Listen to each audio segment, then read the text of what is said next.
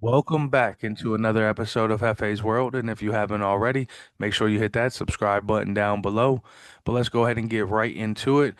We are doing a tribute episode to none other than the Rattlesnake himself, Stone Cold Steve Austin.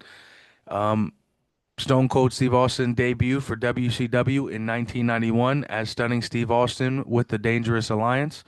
In September 1992, he formed a tag team with Brian Pillman called the Hollywood Blondes. By 1993, Austin would turn on Pillman and turn his attention to the U.S. title. Austin was later fired in 1995, and then he would go on to join ECW, Paul Heyman's group. At the end of 1995, Austin would find his way back to WWE, though, however. And in 1996, he would go on to win the King of the Ring, and Austin 316 was born. During the Attitude Era, Stone Cold would have his famous feud with none other than Vince McMahon himself. For those that have never seen that feud and know nothing about it, I highly, highly encourage you guys to go back and look for that. Look for all those clips. Um, that is definitely some of the greatest entertainment and one of the greatest storylines and one of the greatest feuds I think you will ever see. If you've ever hated your boss and wanted to do something extreme to him, I believe this is for you to watch.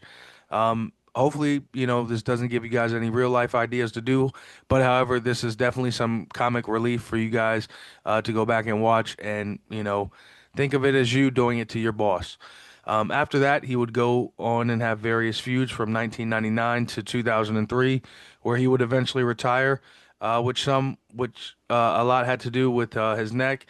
A lot of people would argue it had to do with creative and behind the scenes. But who's to say? Only Stone Cold himself can really give that answer. But since his retirement, Stone Cold's made various sporadic appearances in WWE, even coming out of retirement to wrestle at WrestleMania 38 against Kevin Owens.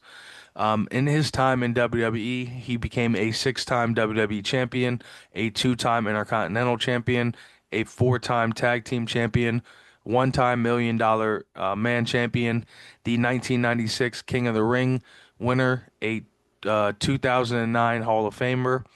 In 1998, 1999, and 2001, he was claimed the Pro Wrestling Illustrated Wrestler of the Year. In 2022, he was inducted into the International Hall of Fame. In 2016, he got the Pro Wrestling Hall of Fame. In 1998, he also won the Wrestling Observer's Wrestler of the Year award. So Stone Cold Steve Austin has done a lot in his career. One hell of a ride for sure. Already a WWE Hall of Famer, and who knows what's next for the Rattlesnake himself. We'll have to tune in and find out.